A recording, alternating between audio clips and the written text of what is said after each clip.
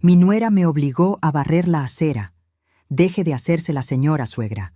Haga algo útil por una vez.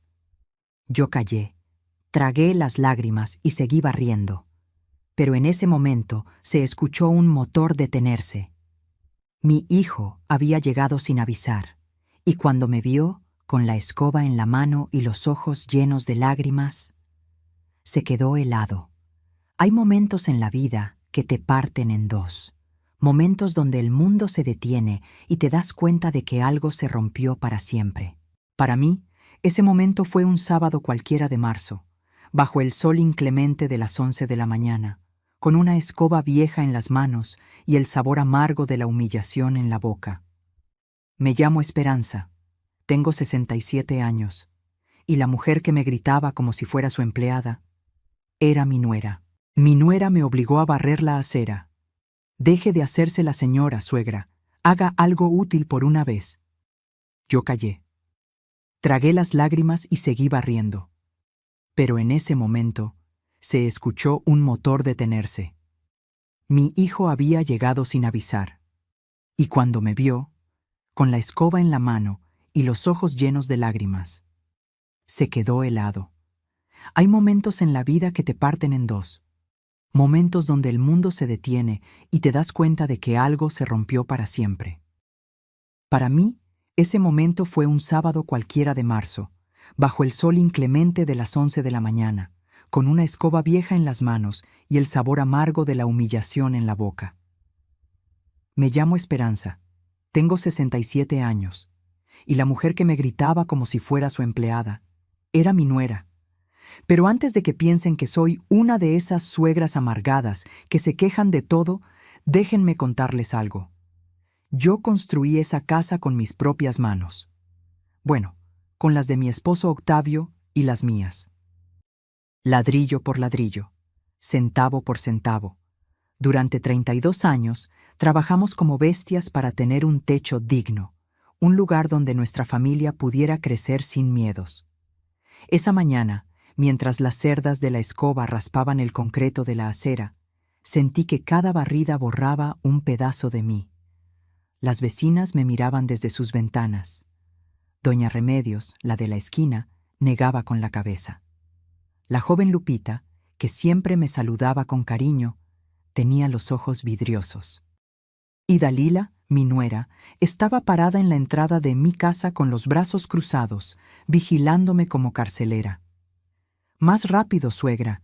Vienen mis amigas a las 2 y no quiero que vean esto hecho un chiquero. Cada palabra era una bofetada. Pero lo peor no era lo que decía, era que yo lo estaba permitiendo. ¿Cómo llegué ahí? ¿Cómo una mujer que crió a un hijo sola, que administró un negocio, que sobrevivió a la muerte de su esposo, terminó barriendo su propia acera mientras su nuera la trataba como sirvienta? El sol me quemaba la nuca. El sudor me corría por la espalda. Las manos me temblaban no solo por el esfuerzo, sino por la rabia contenida, por el dolor de verme reducida a esto. Y entonces escuché el motor. Un Ford Escape azul marino frenó justo frente a la casa. Reconocí ese coche antes de ver quién bajaba. Era de Mateo, mi hijo, mi único hijo. Se suponía que estaba en Monterrey en una junta de negocios hasta el lunes. ¿Qué hacía aquí? La puerta se abrió. Mateo bajó con su maletín en la mano, con esa cara de cansancio que siempre traía después de viajar. Pero cuando me vio, cuando sus ojos se cruzaron con los míos, todo cambió. Me quedé paralizada, la escoba todavía en mis manos. Las lágrimas, que había logrado contener, comenzaron a rodar por mis mejillas sin permiso. Mateo me miró. Miró la escoba.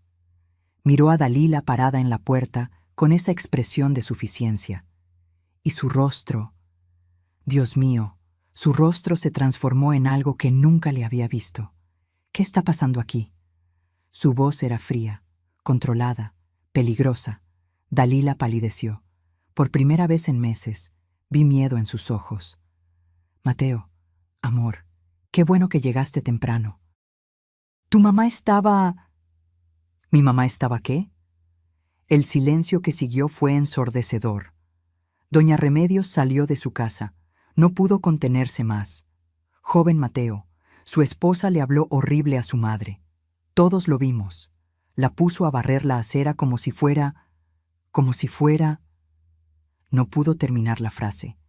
El maletín de Mateo cayó al suelo con un golpe seco. Entró a la casa sin decir una palabra más. Yo lo seguí, con las piernas temblándome, sin saber qué iba a pasar. Dalila venía detrás, tratando de explicar, de suavizar, de mentir. Mi hijo se paró en medio de la sala, esa sala que yo había decorado con tanto amor. Pero algo estaba diferente. Él también lo notó. Giró lentamente, mirando cada rincón. Sus ojos buscaban algo. «¡Mamá!». Su voz se quebró. «¿Dónde están las fotos de mi papá?». Y ahí, en ese momento, algo dentro de mí explotó. Todas las humillaciones que había tragado. Todos los insultos disfrazados de consejos. Todas las veces que me hicieron sentir que estorbaba en mi propia casa. «Las guardó tu esposa», dije con una voz que no reconocí como mía. Dijo que hacían que la sala se viera anticuada. Mateo cerró los ojos, apretó los puños. «¿Qué más guardó, mamá?». Y entonces, todo salió, como un río que rompe una presa. Le conté de la mecedora de mimbre donde su padre leía el periódico cada tarde, guardada en una bodega. Le conté de las cortinas color terracota que yo misma bordé, cambiadas sin preguntarme. Le conté de las listas de pendientes, de las palabras hirientes, de sentirme como intrusa en el hogar que construí. Mateo no interrumpió, solo escuchaba. Y con cada palabra mía, su expresión se endurecía más. Dalila intentó defenderse. «Amor, ella exagera. Yo solo quería modernizar la casa, hacerla más». «¿Modernizarla?». Mateo la cortó con una mirada helada. «¿O borrarnos?». Entonces sacó su celular. Sus dedos temblaban mientras buscaba algo en la pantalla. «Hay algo que necesito mostrarte, mamá». Lo que vi en ese teléfono, lo que descubrí en ese momento, fue solo el principio. Porque resulta que yo no era la única a quien Dalila había estado engañando. Y lo que estaba por revelarse iba a destruir todo lo que creíamos conocer. Si esta historia te está removiendo algo por dentro, no te vayas. Suscríbete a este canal porque lo que viene es algo que nunca imaginé que pudiera pasarme. Y necesito que alguien lo escuche. ¿Qué creen que Mateo descubrió en ese celular? ¿Hasta dónde había llegado Dalila en su plan? Esperen a escuchar lo que viene. Porque cuando la verdad salió a la luz, hasta yo quedé en shock. Antes de contarles lo que Mateo descubrió en ese celular, necesito que entiendan algo. Yo no siempre fui esta mujer asustada que barría aceras ajenas en su propia casa. Hubo un tiempo en que yo era fuerte, en que mis manos no temblaban, en que nadie, absolutamente nadie, se atrevía a faltarme al respeto. Esa mujer murió hace 12 años, un martes de octubre, cuando el corazón de Octavio se detuvo sin avisar. Estábamos desayunando. Él acababa de cumplir 58 años. Yo tenía 55. Llevábamos casados 33 años, y todavía nos tomábamos de la mano cuando caminábamos por el parque. Todavía nos reíamos de chistes que solo nosotros entendíamos. Esa mañana preparé su café como siempre, bien cargado, con una pizca de canela. Él estaba leyendo el periódico, quejándose de la política como cada día. De repente dejó caer el periódico. Me miró con una expresión extraña. Abrió la boca para decir algo, y se desplomó. Infarto fulminante, dijeron los doctores. No sufrió, me aseguraron, como si eso ayudara. Me quedé sola, con una casa de 3 recámaras en la colonia Lindavista, con paredes color arena que él mismo había pintado, con un jardín donde cultivaba bugambilias moradas porque sabía que eran mis flores favoritas, con recuerdos en cada rincón y un silencio que pesaba como piedra. Pero también me quedé con algo más, con un terreno en las afueras de Toluca que compramos cuando Mateo tenía 10 años, pensando en construir una casa de campo algún día. Un terreno que ahora valía 3.2 millones de pesos. y con ahorros de 890,000 pesos que juntamos vendaval tras vendaval, crisis tras crisis. Octavio y yo nunca fuimos ricos. Él trabajaba en una ferretería y yo tenía una papelería pequeña frente a una secundaria. Vendía cuadernos, plumas, copias, nada glamoroso. Pero era honesto. Era nuestro. Cuando Octavio murió, muchos pensaron que yo me iba a derrumbar, que iba a vender todo y a vivir de la caridad de mi hijo. Pero no. Seguí con la papelería 5 años más. Me levantaba a las 6 de la mañana, abría a las 7, atendía a los estudiantes, a los maestros, a las señoras del barrio que iban a sacar copias de recetas médicas. Llegaba a casa a las 8 de la noche, me preparaba un té de manzanilla, me sentaba en la mecedora de mimbre que había sido de Octavio y lloraba. Pero al día siguiente me volvía a levantar. Así fue durante años. Mateo ya estaba grande, trabajando en una empresa de logística en Querétaro. Me visitaba cada 2 semanas. Yo le decía que estaba bien, que no se preocupara, que su mamá era fuerte, y lo era. O al menos eso creía. La casa, ¡ay, esta casa! Cada centímetro tiene una historia. Las cortinas color terracota de la sala las bordé yo misma durante un invierno completo, mientras Octavio veía partidos de fútbol y me traía café. El piso de la cocina lo escogimos juntos en un local de azulejos en la Merced, regateando hasta conseguir buen precio. El jardín era el orgullo de Octavio. Plantó esas bugambilias cuando Mateo cumplió 5 años. Para que siempre haya color en esta casa, dijo. Y vaya que lo había. Moradas, intensas, trepadoras, cubriendo la barda como cascada de flores. En la sala teníamos un mueble viejo de madera oscura donde poníamos las fotografías familiares. Octavio con Mateo en sus brazos el día de su bautizo. Yo embarazada, con las manos en el vientre, sonriendo frente a la Basílica de Guadalupe. Mateo graduándose de la universidad, con su toga azul y nosotros a cada lado, reventando de orgullo. Y la mecedora. Esa maldita mecedora de mimbre que Octavio compró en un mercado de Oaxaca durante nuestro único viaje de aniversario. Se sentaba ahí cada tarde, con el periódico y su café, meciéndose despacio mientras me platicaba de su día. Después de su muerte, yo me sentaba ahí, cerraba los ojos, me mecía, y por un momento, por un instante breve, sentía que él todavía estaba conmigo. Esa casa no era solo paredes y techo, era mi vida entera. Era Octavio, era Mateo de niño corriendo por el pasillo. Era cada sacrificio, cada madrugada, cada cuenta pagada con sudor. Por eso, cuando hace 3 años mi hijo me dijo que había conocido a alguien, yo me emocioné. Mateo ya tenía 35 años. Trabajaba tanto que nunca había tenido una relación seria. Verlo enamorado, con esa luz en los ojos, me hizo feliz. Se llama Dalila, mamá. Trabaja vendiendo seguros. Es inteligente, independiente. Creo que es la indicada. La conocí un domingo. Llegó con un vestido azul cielo, tacones discretos, sonrisa perfecta. Cabello negro lacio hasta los hombros, maquillaje impecable, modales estudiados. Señora Esperanza, qué gusto conocerla. Mateo me ha hablado tanto de usted. Nos sentamos en la sala. Yo había preparado café y galletas de nuez. Dalila miró alrededor con esos ojos calculadores, tocó el respaldo del sofá, observó las cortinas, vio las fotografías. «¡Qué casa tan acogedora!», dijo. Pero había algo en su tono, algo que no pude descifrar entonces. Mateo estaba feliz. Yo quería estar feliz por él. Así que sonreí y serví más café. Durante el noviazgo, Dalila siempre fue amable, pero había comentarios, pequeños, sutiles. «Ay, suegrita, ¿todavía usa manteles bordados? Yo prefiero los minimalistas, son más modernos. Estas fotos están bonitas, pero tantas en una sala la hacen ver recargada, ¿no cree? Señora Esperanza, con todo respeto, esa mecedora ya está muy vieja. ¿No ha pensado en tirarla?» Yo tragaba cada comentario.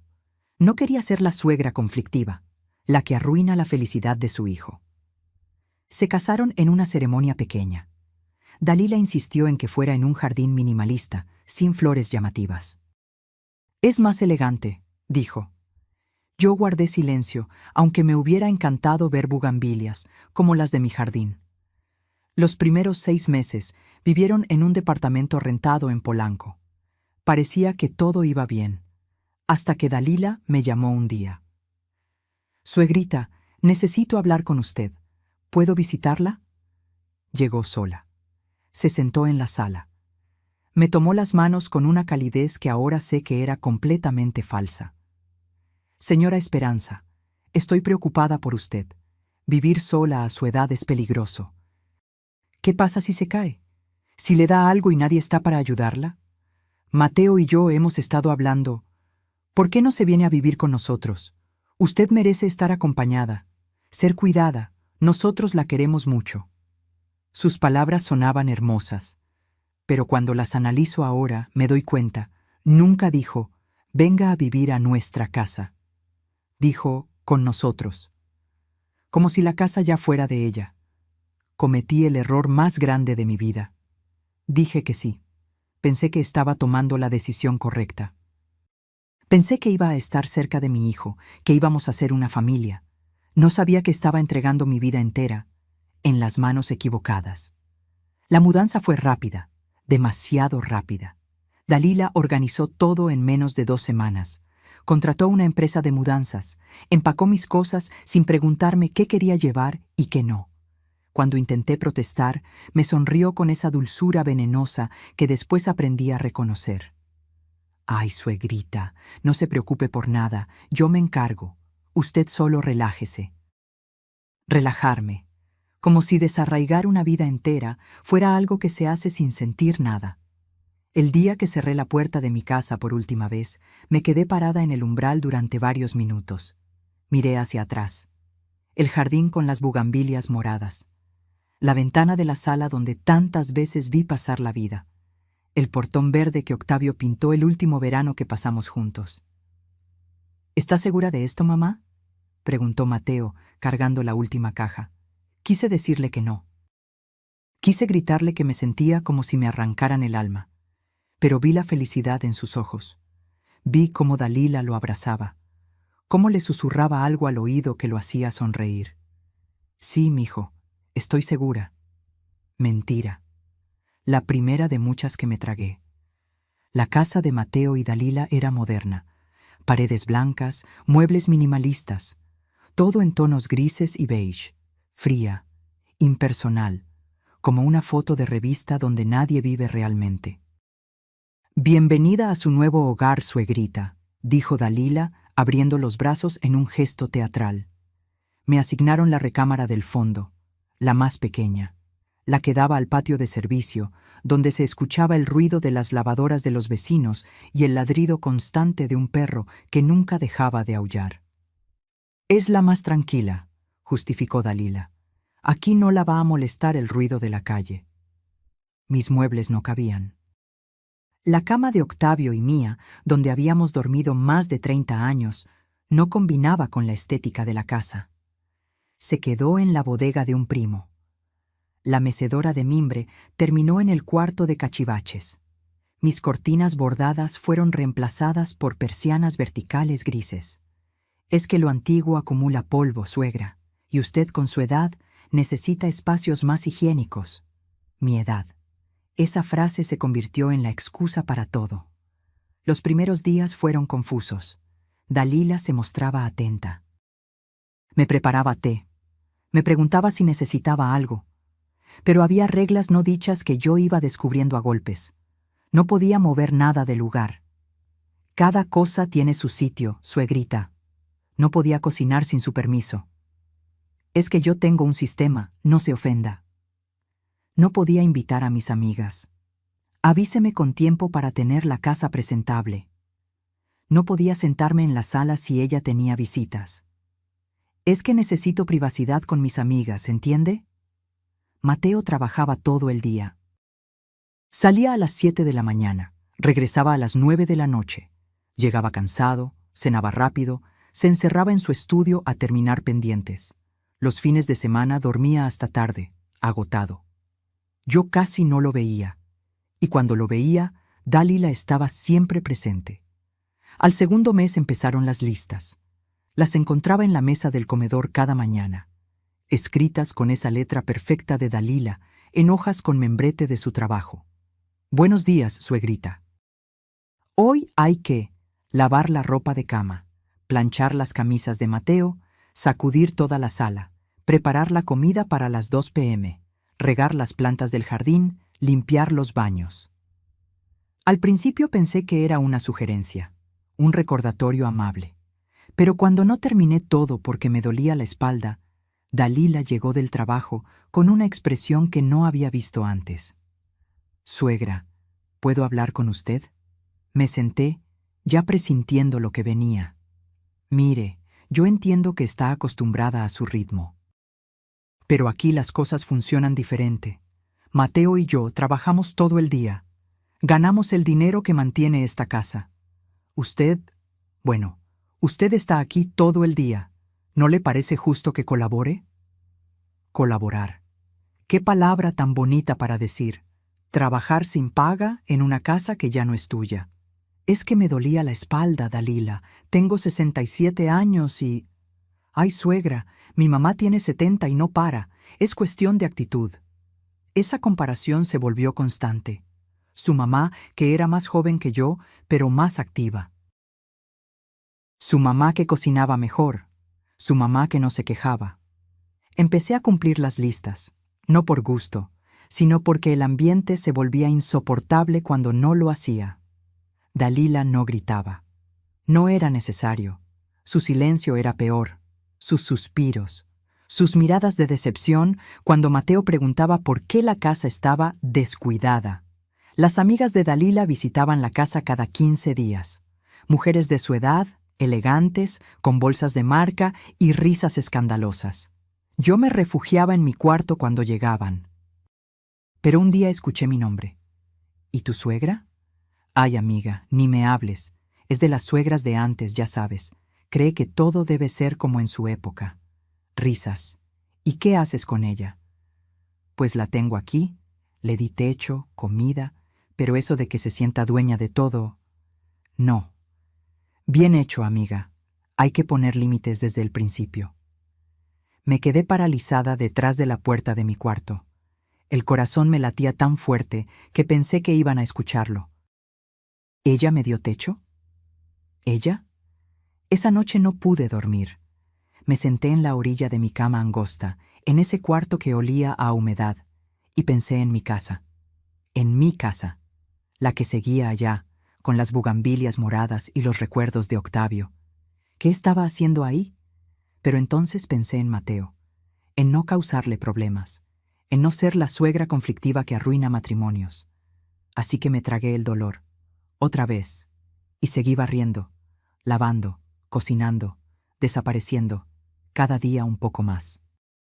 Ahora entiendo que uno no pierde su lugar de golpe, lo pierde de a poco, en cada comentario que dejas pasar, en cada humillación que tragas, en cada vez que priorizas la paz sobre tu dignidad. Y cuando quieres reaccionar, ya es demasiado tarde. Hay una diferencia entre ser huésped y ser prisionera. Yo tardé 6 meses en entenderlo.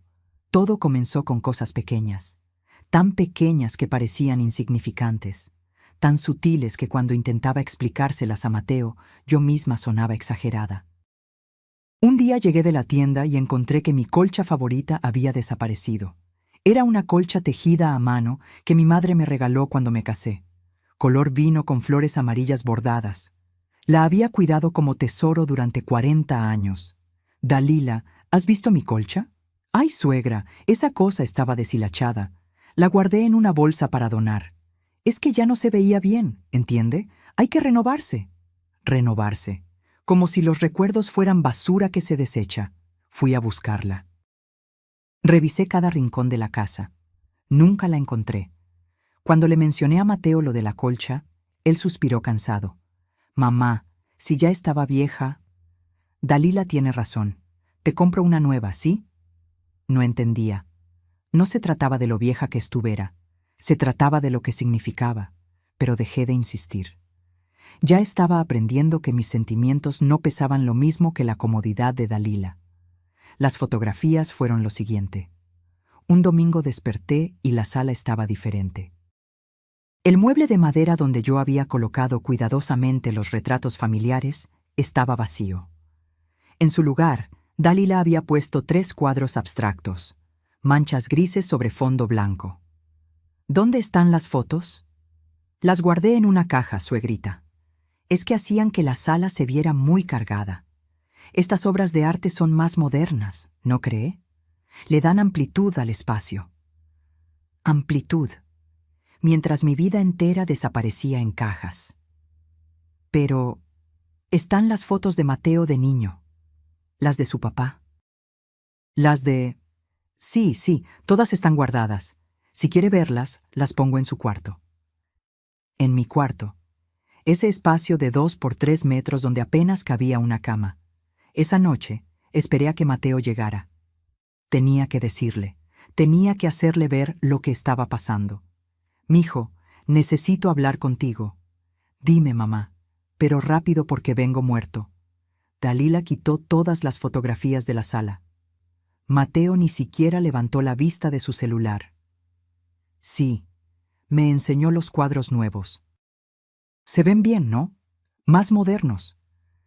Pero son las fotos de tu papá, Mateo, las de tu infancia. Mamá, siguen existiendo. Solo no están en la sala. No es para tanto. No es para tanto. Esas 4 palabras se convirtieron en el epitafio de mis quejas.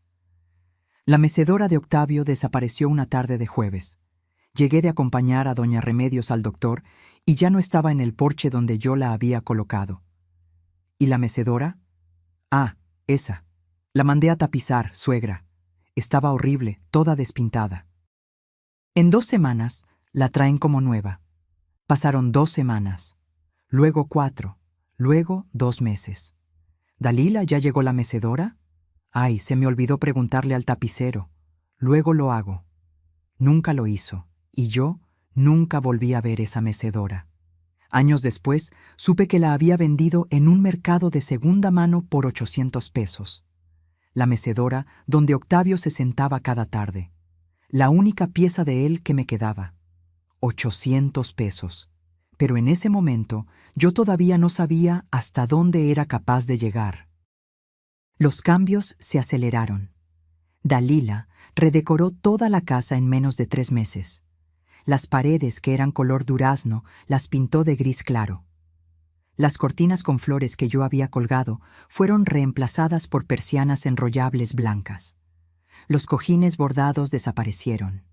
Los cuadros de paisajes mexicanos que Mateo y yo compramos en un viaje a Guanajuato fueron sustituidos por fotografías en blanco y negro de edificios europeos. La casa se volvió irreconocible, fría, vacía. Como un consultorio dental. Y yo me volví invisible. Cuando las amigas de Dalila visitaban, ella las paseaba por toda la casa presumiendo cada cambio. Esto lo hice yo. Estaba horrible antes, imagínense. Todo muy anticuado. Pero ya ven, con buen gusto se puede transformar cualquier espacio. Yo escuchaba desde la cocina, lavando los platos que ellas ensuciaban, preparando el café que ellas tomaban, limpiando las migajas que dejaban. Una de sus amigas entró a la cocina por más azúcar. «Ay, ¿y tú quién eres?» Me quedé helada. Llevaban 2 horas en la casa y ni siquiera sabían que yo existía. Soy la mamá de Mateo. «Ah, qué rico tener ayuda en casa, ¿verdad?» Ayuda. Me confundió con la empleada doméstica. Y Dalila, que escuchó desde la sala, no la corrigió. Las listas de pendientes crecieron. Ya no eran solo quehaceres domésticos. Ahora incluían horarios específicos. 7:00 a.m. Preparar desayuno 8:00 a.m. Lavar ropa 10:00 a.m. Trapear toda la casa 12:00 p.m. Ir al súper, adjunto lista de compras 2:00 p.m. Comida lista 4:00 p.m. Planchar 6:00 p.m. Preparar cena 8:00 p.m. Lavar trastes, mi día entero programado, sin espacios para mí, sin tiempo para respirar. Cuando me atreví a decir que necesitaba un día para ir al doctor porque me dolían las rodillas, Dalila suspiró con dramatismo. «Ay, suegra, justamente ese día vienen a cenar unos clientes de Mateo. Necesito que la casa esté impecable y que prepare su famoso mole. ¿Puede ir al doctor otro día?» No era una pregunta. Era una orden disfrazada de petición. Cancelé la cita médica. Mateo cada vez llegaba más tarde. Cenábamos los tres en silencio. Él revisaba su teléfono. Dalila hablaba de su día, de sus ventas, de sus logros. Yo masticaba despacio, tratando de no hacer ruido, de no estorbar.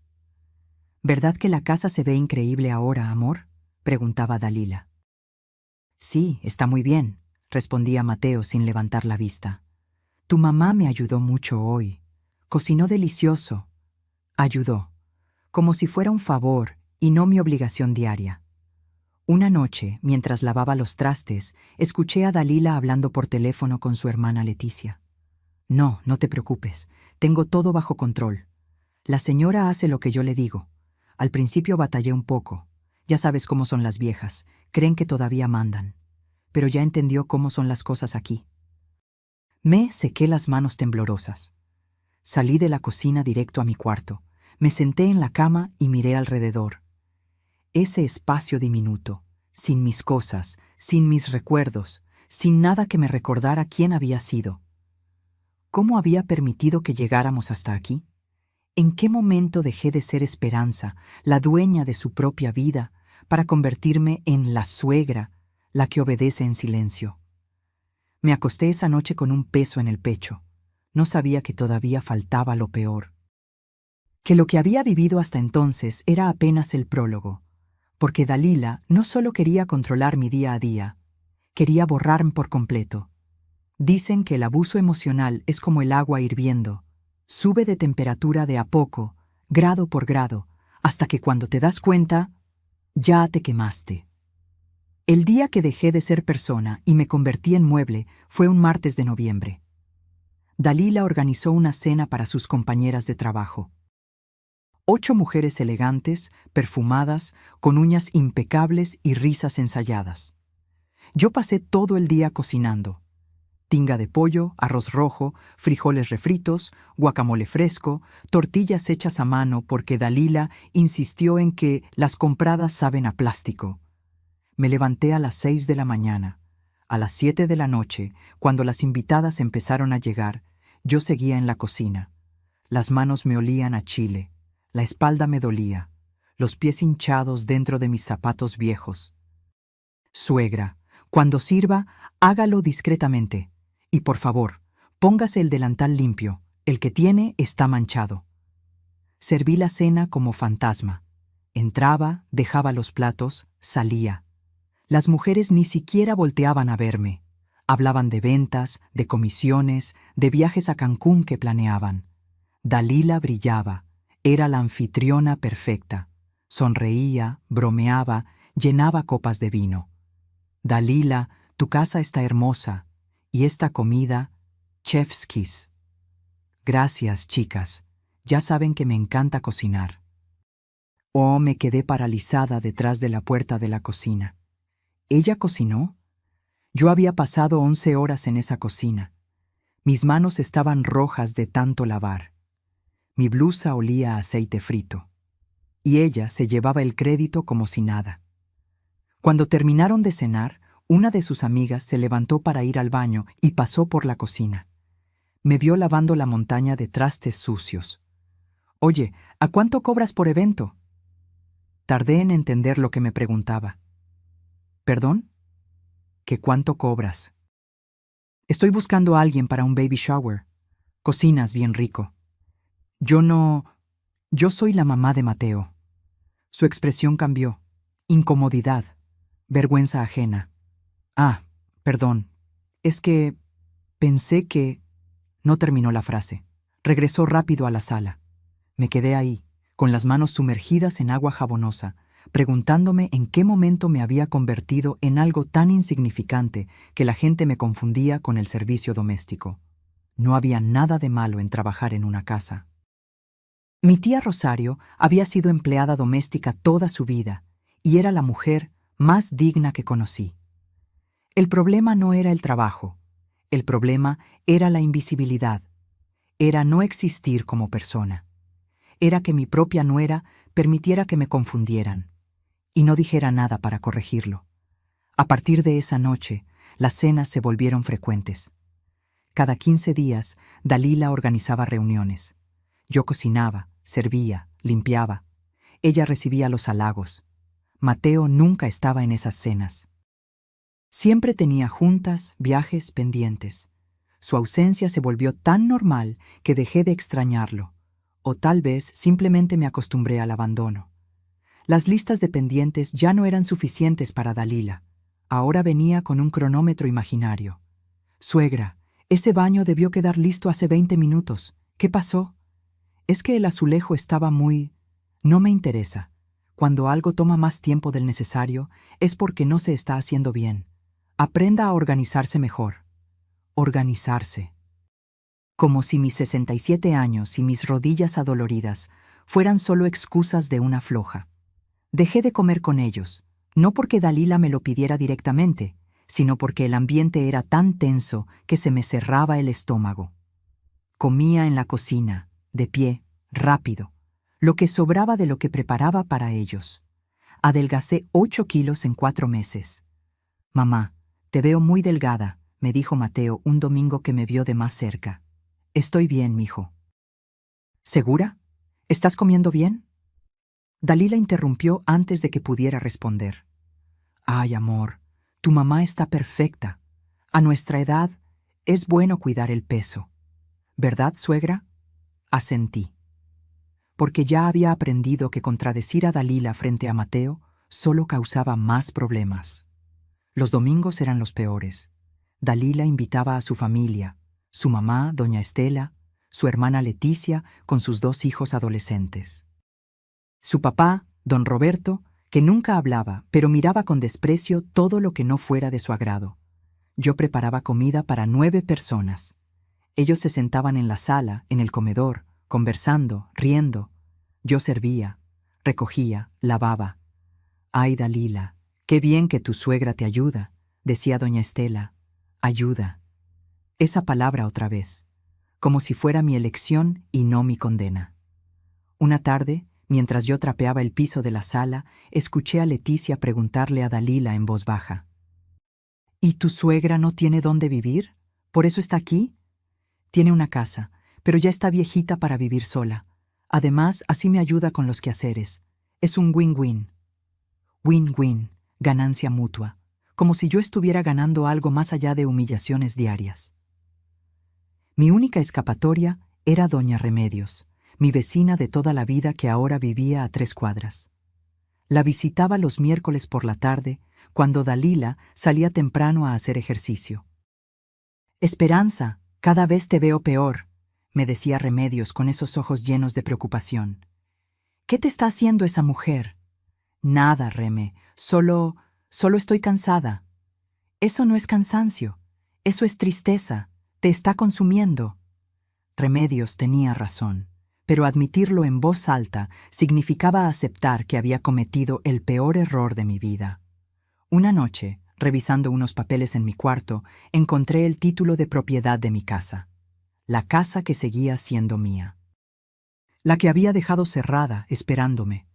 Pasé los dedos por el documento. Por mi nombre escrito ahí. Esperanza Delgado, viuda de Mendoza. ¿Cuándo había dejado de ser esa mujer? ¿Cuándo había permitido que me redujeran a la suegra, la señora, la que ayuda? Guardé el documento. Pero esa noche soñé con mi jardín, con las bugambilias moradas, con la mecedora de Octavio, con las cortinas que yo misma bordé. Soñé con libertad. Y desperté en esa celda de 2 por 3 metros que ahora llamaban mi cuarto. Las cosas empeoraron cuando Dalila decidió que necesitaba remodelar el baño principal. Un gasto de 95,000 pesos. «Es una inversión en la casa», le explicó a Mateo. «Le da plusvalía». La casa. Como si fuera de ellos. Como si yo no existiera. Mateo aceptó sin dudar. Siempre aceptaba todo lo que Dalila proponía, pero yo, en mi estupidez, cometí un error. Mateo, ¿no crees que es mucho dinero? Tal vez podríamos... Mamá, Dalila sabe de estas cosas. Ella trabaja, entiende de inversiones. La mirada que Dalila me lanzó fue de triunfo puro, mensaje recibido. Yo no opinaba, yo no decidía, yo no importaba. Pasaron las semanas, los meses. Yo envejecía más rápido de lo normal. El espejo me mostraba a una mujer que no reconocía. Ojos hundidos, piel opaca, hombros caídos. ¿Dónde estaba la esperanza que levantó un negocio? ¿La que crió a un hijo sola? ¿La que sobrevivió a perder al amor de su vida? Esa mujer estaba muerta. O al menos eso creía yo. Hasta que llegó ese sábado de marzo. Ese maldito sábado que lo cambió todo. El día que Dalila me entregó una escoba y me dijo que limpiara la acera. Y yo, Dios mío, yo obedecí. A veces uno no se da cuenta de que está en el fondo del pozo hasta que mira hacia arriba y no ve luz. Y entonces tienes dos opciones: quedarte ahí o empezar a trepar aunque te sangren las manos. Era sábado, 22 de marzo, las 11 de la mañana. El sol caía como martillo sobre la Ciudad de México. Uno de esos días donde el calor te derrite por dentro y el aire huele a tierra seca. Yo estaba en el jardín regando las plantas. Dalila había insistido en que plantara geranios rojos en lugar de las bugambilias que yo quería. Son más fáciles de mantener, dijo. Pero los geranios se veían tristes, como si supieran que no debían estar ahí. Estaba concentrada en el riego cuando escuché la puerta abrirse de golpe. ¡Suegra! El grito de Dalila me hizo soltar la manguera. El agua empezó a regar el pasto sin control. Salió con los brazos cruzados, el ceño fruncido, vestida con pants deportivos color rosa neón y tenis blancos recién estrenados. Acababa de regresar de su clase de spinning. ¿Vio el desastre que hay en la acera? Levanté la vista. Efectivamente, había hojas secas acumuladas frente a la casa. El viento de la noche anterior las había arrastrado del fresno del vecino. Sí, ahorita las limpio. ¿Ahorita? Ya son las 11. Los vecinos van a pensar que somos cochinos, que no cuidamos nuestras cosas. Nuestras. Siempre ese maldito pronombre. Dalila, déjame terminar de regar y... No, ahora. Entró a la casa y regresó con la escoba vieja. Me la lanzó. Literalmente la aventó hacia mí. El palo me golpeó en el brazo. Deje de hacerse la señora, suegra. Se quedó parada frente a mí, más alta, más joven, más poderosa. Haga algo útil por una vez. Las palabras me atravesaron como cuchillos. Algo útil. Como si todo lo que había hecho durante meses no contara. Como si mi vida entera de trabajo no significara nada.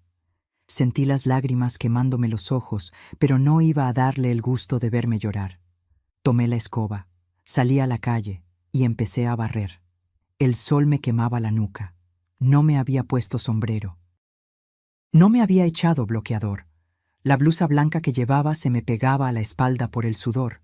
Barrida tras barrida, las hojas se acumulaban en un montón. Mis manos temblaban, no de cansancio, de rabia contenida, de humillación pura. Dalila se quedó parada en la entrada de la casa, vigilándome, con los brazos cruzados como capataz. Más rápido, suegra. Vienen mis amigas a las 2 y no quiero que vean esto hecho un chiquero. Doña Remedios salió de su casa. Estaba a 3 casas de distancia, pero me vio. Se quedó paralizada. Conocía esa mirada. Era lástima mezclada con indignación. La señora Lupita, la joven que vivía en la esquina, pasaba con su bebé en la carriola. Aminoró el paso al verme. Sus ojos se abrieron con sorpresa, con tristeza. «Buenos días, señora Esperanza», murmuró. No pude responderle. Si abría la boca, iba a quebrarme.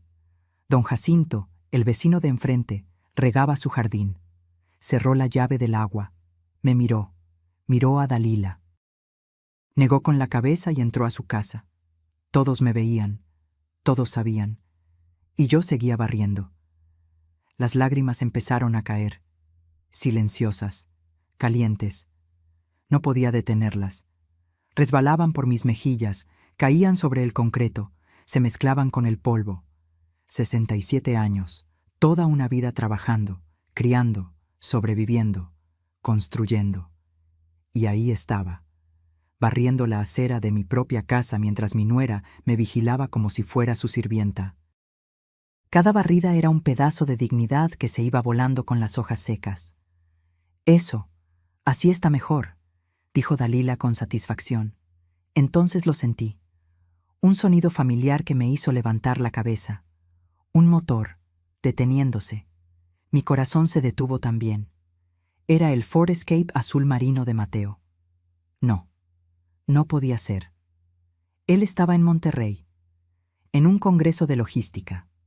Regresaba hasta el lunes. Me lo había dicho el jueves por la noche antes de irse. Pero ahí estaba su coche, estacionándose justo frente a la casa. El mundo se movió en cámara lenta. La puerta se abrió. Mateo bajó con su maletín de cuero café. Traía camisa blanca arrugada, la corbata floja, ojeras profundas, la cara de alguien que había manejado toda la noche. Sus ojos me encontraron. Y vi cómo algo se rompía en su expresión.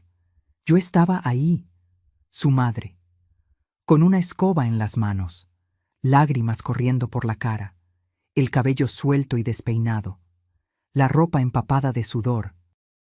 Barría la acera bajo el sol inclemente mientras su esposa me vigilaba desde la puerta. Mateo soltó el maletín. Cayó al pavimento con un golpe sordo. ¿Qué está pasando aquí? Su voz era diferente. No la reconocí. Era fría, peligrosa, controlada pero a punto de explotar. Dalila palideció. Por primera vez en meses vi miedo real en sus ojos. Mateo, amor, qué sorpresa. No sabía que... ¿Qué está pasando aquí? Repetía la pregunta despacio. Cada palabra era una piedra cayendo. ¿Tu mamá estaba ayudando con... ¿Ayudando? Doña Remedios no pudo más. Salió de su casa con esa valentía que solo dan los años. Joven Mateo, su esposa le habló horrible a su madre. Todos lo vimos. La puso a barrer como si fuera... Remedios no pudo terminar. Se le quebró la voz. Lupita también se acercó, todavía con el bebé en brazos. «Es verdad, señor Mateo», le gritó. Le aventó la escoba. «Lleva ahí más de media hora bajo este sol». Mateo me miró. Realmente me miró. Como si me viera por primera vez en meses. Vio las lágrimas. Vio mis manos temblorosas aferradas a la escoba. Vio la postura de Dalila, todavía en la puerta, con esa expresión de quien fue descubierta en pleno crimen. No dijo nada más. Recogió su maletín del suelo. Entró a la casa. Yo lo seguí. Las piernas apenas me sostenían. Dejé la escoba recargada en la pared. Dalila venía detrás, ya con su voz de miel, tratando de arreglar lo que acababa de romperse. «Amor, déjame explicarte. Es que tu mamá no había limpiado y...» Mateo levantó la mano. Un gesto simple que la cayó en seco. Se quedó parado en medio de la sala. Esa sala que ya no reconocía.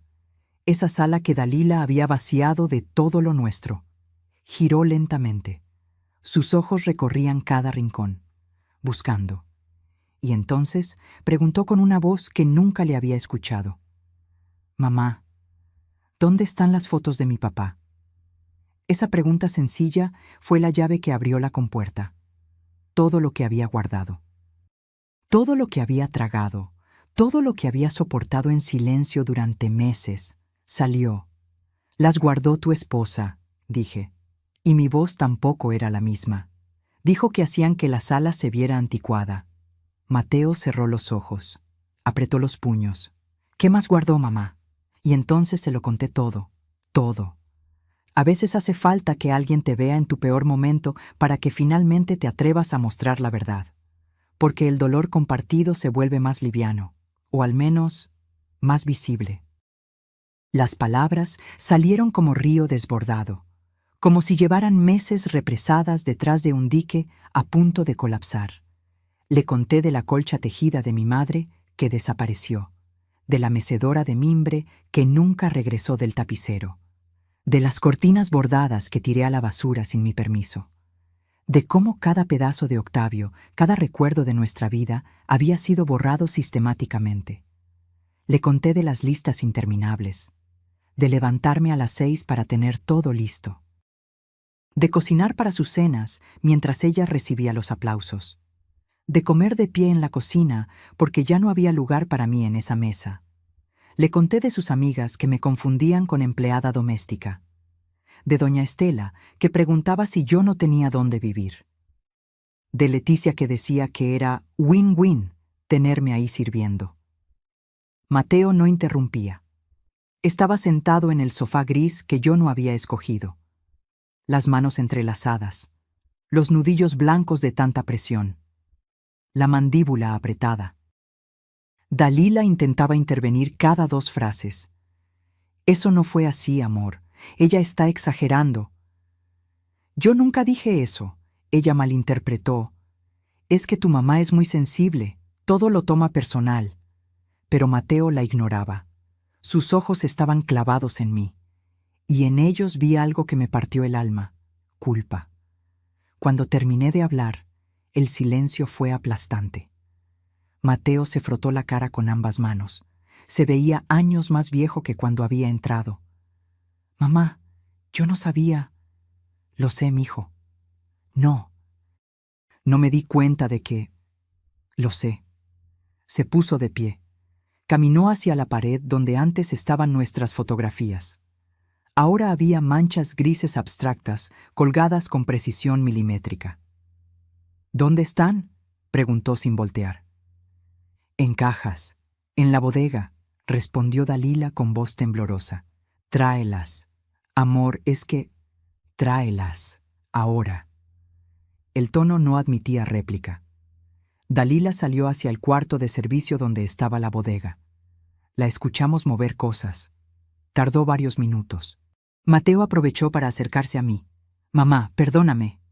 No es tu culpa, Mateo. Tú trabajas tanto, ¿no podías? Sí podía. Debí verte, debí preguntarte, debí... Se le quebró la voz.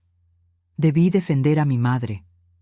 Esas palabras me rompieron más que todas las humillaciones juntas.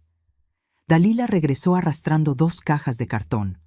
Las dejó caer frente a Mateo con más fuerza de la necesaria. Él se arrodilló, abrió la primera, y lo que vio lo dejó inmóvil. Las fotografías estaban ahí, pero no con cuidado. Estaban aventadas, algunas dobladas. El marco de nuestra boda tenía el vidrio roto. La foto de Mateo con su papá el día de su graduación estaba manchada de humedad. Mateo sacó una por una. Sus manos temblaban. Estos son mis recuerdos, murmuró. Mi infancia, mi papá, mi familia. Es que ocupaban mucho espacio, amor, y no combinaban con... ¿Con qué, Dalila? ¿Con tus cuadros de manchas grises? ¿Con tu estética minimalista que borró toda mi historia? Fue la primera vez que le hablaba así. Dalila retrocedió como si la hubiera golpeado. Mateo siguió sacando cosas de las cajas. Encontró un rebozo verde olivo que había sido de la abuela de Octavio. Encontró un juego de tazas de Talavera que nos regalaron en nuestra boda. Encontró el reloj de pared con forma de gallo que papá compró en Oaxaca. ¿Ibas a tirar todo esto? No. Yo solo necesitaba espacio para... ¿Para qué? ¿Para poner qué? Dalila no respondió. Mateo cerró los ojos. Respiró profundo. Cuando los abrió, había tomado una decisión. Sacó su celular. Mamá, hay algo que necesito mostrarte. Algo que descubrí hace 2 semanas. Mis piernas volvieron a temblar. El tono de su voz me asustaba. ¿Qué es, mijo? Siéntate, por favor. Me senté en el sofá. Mateo se puso a mi lado. Dalila se quedó de pie, pálida como papel. Hace un mes empecé a recibir mensajes anónimos. Abrió su galería de fotos. Me mostró capturas de pantalla, mensajes de un número desconocido y fotografías, muchas fotografías. Dalila almorzando con un hombre en un restaurante elegante de Polanco. Dalila riendo, tomándole la mano. Dalila besándolo en el estacionamiento. Dalila entrando con él a un hotel. Sentí que el piso se movía bajo mis pies. Al principio pensé que alguien quería hacernos daño, continuó Mateo con voz mecánica. Que eran fotos editadas, sacadas de contexto. Las borré. No quise creer. Mateo, yo puedo explicar, empezó Dalila. Cállate. Nunca lo había escuchado hablar así, con ese desprecio helado. Hace una semana, mi contador me llamó. Ricardo Salinas, el notario amigo de la familia. ¿Lo recuerdas, mamá? Asentí. Ricardo había hecho el testamento de Octavio. Era un hombre honesto, de confianza. Me dijo que Dalila había ido a su oficina con unos documentos. Quería agregar su nombre a la escritura de tu casa. El mundo se detuvo. ¿Qué? Llevaba papeles falsificados, con tu firma, mamá, forjada. Ricardo se dio cuenta porque conoce tu firma de años. Te hizo el testamento, los documentos de la casa cuando papá murió. Supo inmediatamente que era falsa. Miré a Dalila. Ella estaba contra la pared, literalmente. Eso no es cierto. Él está mintiendo. Ricardo me mostró los documentos. Los tengo aquí. Mateo abrió su maletín. Sacó una carpeta manila. Adentro había copias de escrituras, identificaciones, firmas, mi firma, falsificada, mal hecha, pero suficientemente parecida para engañar a alguien que no la conociera bien. ¿Ibas a robarme mi casa? Las palabras salieron de mi boca como susurro incrédulo. Dalila no respondió. Sus ojos buscaban una salida que no existía. Hay más, dijo Mateo. Su mandíbula temblaba de rabia contenida. Revisé las cuentas bancarias, las tuyas, mamá. Las que manejas desde que papá murió. ¿Mis cuentas? Pero yo no. Sé que le diste acceso a Dalila, para que te ayudara con los pagos de servicios cuando te mudaste aquí. Era cierto. Dalila me había convencido de que era más fácil así, que ella podía encargarse de pagar luz, agua, teléfono desde su aplicación bancaria. En los últimos 8 meses se han hecho transferencias de tu cuenta a una cuenta que no reconozco. Depósitos de 15,000 pesos mensuales, a veces más. Hice los cálculos mentalmente. Mi corazón se aceleró. Eso es, más de 120,000 pesos. 143,000 exactamente, más otros 197,000 en una transferencia grande en diciembre. Le dijiste que era para una inversión segura, ¿verdad? Recordé ese día. Dalila muy emocionada explicándome de un fondo de inversión que daba rendimientos del 8% mensual. Sonaba demasiado bueno, pero ella insistió. Es lo que yo hago con mi dinero, suegra. Confíe en mí. Me dijo que era seguro. Esa cuenta está a nombre de Dalila García Herrera y Cristian Mejía Ramos. El nombre me golpeó como bofetada. ¿Quién es Cristian Mejía? Mateo volvió a mostrarme las fotos en su celular. El hombre con quien Dalila salía. El hombre que la besaba. El hombre con quien entraba a hoteles. Él es Cristian, su novio, probablemente desde antes de que nos casáramos. El silencio que siguió fue ensordecedor. Miré a Dalila. Buscaba negación, shock, cualquier cosa que indicara que Mateo estaba equivocado. Pero lo que vi fue derrota. Y entonces algo en mí cambió. La tristeza se transformó en furia, pura, ardiente, justiciera. Todo esto, todo lo que me hiciste, ¿era para robarme? Dalila alzó la barbilla. Un último intento de dignidad falsa. Usted no necesita todo ese dinero. No tiene a nadie más. Yo no tengo a nadie. Me puse de pie. Yo no tengo a nadie. Mi voz retumbó en esa sala vacía. En esa casa que ella convirtió en mausoleo. Tengo a mi hijo. Tengo mi casa. Tengo mi dignidad. O al menos la tenía antes de que tú me la quitaras pedazo por pedazo. Mateo me puso una mano en el hombro. Mamá, tranquila, respira. Pero no podía tranquilizarme. Meses de rabia acumulada explotaban como volcán. ¿Sabes lo que duele más, Dalila? No es el dinero, no es la casa, es que usaste a mi hijo, lo manipulaste, lo cegaste, y casi destruyes lo único que me quedaba. Mateo se interpuso entre nosotras. Mamá, necesito que confíes en mí. ¿Puedes hacer eso? Lo miré a los ojos. Mi hijo, mi único hijo. Siempre he confiado en ti. Entonces déjame arreglar esto, pero a mi manera. ¿De acuerdo? Asentí aunque no entendía qué planeaba. Mateo se volvió hacia Dalila. Tienes 1 hora para empacar tus cosas personales, lo indispensable, el resto lo mando después, pero te vas hoy, ahora. ¿Qué? Mateo, esta es mi casa. No, esta nunca fue tu casa. Y desde este momento tampoco es tu matrimonio. Dicen que la verdad duele, pero ¿saben qué duele más? Los años que perdiste creyendo en mentiras. Dalila se quedó congelada, como si las palabras de Mateo no pudieran ser reales. No puedes echarme así. Soy tu esposa. Eres una mentirosa, una ladrona y probablemente una adúltera. ¿Qué parte de eso califica como esposa? Mateo sacó su celular otra vez, marcó un número, puso el altavoz. Contestaron al segundo timbrazo.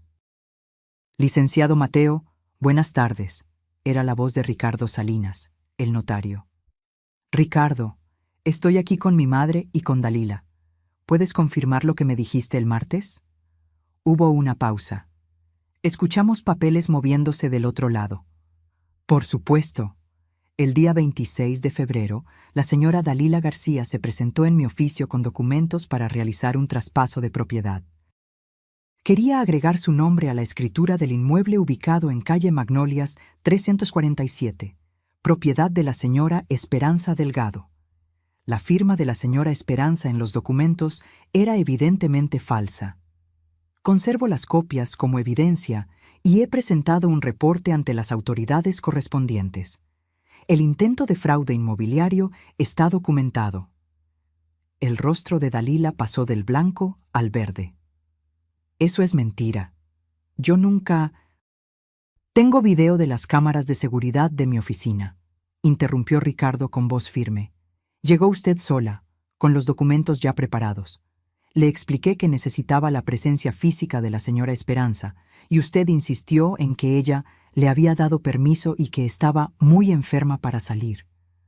Cuando le pedí comprobantes médicos, se retiró abruptamente. Mateo colgó. Miró a Dalila con una expresión que nunca le había visto. Desprecio puro. ¿Algo que decir? Dalila apretó los puños. Ya no quedaba nada de la mujer dulce y educada que conocí 3 años atrás. Su verdadero rostro emergía como serpiente quitándose la piel. Está bien. ¿Quieren la verdad? Ahí va. Se cruzó de brazos, la barbilla en alto, desafiante. Tu mamá no necesita esa casa, está vieja, sola. ¿Para qué quiere una propiedad de 3 habitaciones? Cristian y yo podríamos haberla usado. Podríamos haber hecho algo productivo con ella. ¿Cristian y tú? Repetí. La voz me temblaba. Sí, Cristian, mi pareja de verdad, el hombre que amo, no como este. Señaló a Mateo con desprecio. Este workaholic aburrido que solo habla de logística y números. Mateo ni siquiera parpadeó, pero yo vi cómo sus manos se cerraban en puños. ¿Desde cuándo? Preguntó con voz controlada. ¿Importa? Desde antes de casarnos, si quieres saberlo. Cristian y yo llevamos 5 años juntos, pero él no tiene dinero. Tú sí. O bueno, tu familia sí. Me señaló con un gesto despectivo. Esa casa en Lindavista vale fácil 4,5 millones. El terreno en Toluca otros 3,2. Los ahorros, las inversiones. Estamos hablando de casi 8 millones de pesos. Todo para una vieja que ni siquiera tiene más hijos. ¿A quién se lo va a dejar? ¿Al gato? Cada palabra era una puñalada. Pero curiosamente, ya no me dolían, porque finalmente veía con claridad total quién era esta mujer. Entonces todo fue por dinero, dije. No era pregunta. Obviamente.